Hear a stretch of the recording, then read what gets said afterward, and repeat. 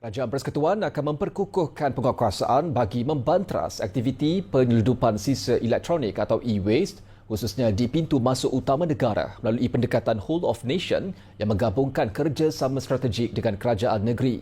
Ketua Setiausaha Negara Tan Sri Syamsul Azri Abu Bakar berkata, kerjasama bersepadu itu penting kerana usaha pemberkasaan serta menyelaras penguatkuasaan jenayah ekonomi rentas sempadan melibatkan dua peringkat utama di bawah kuasa kerajaan negeri iaitu di pelabuhan dan pihak berkuasa tempatan PPT. Kalau dia ada dua proses, level dia satu di pelabuhan.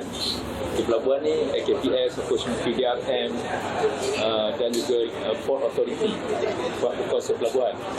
Tapi bila consignment itu keluar, dia akan pergi ke fasiliti atau tempat-tempat yang di bawah pihak kuasa tempatan. Kerana pihak kuasa tempatan macam Majlis Bandaraya, Majlis Daerah, Majlis Bandaraya yang akan keluarkan apa yang dipanggil lesson premise.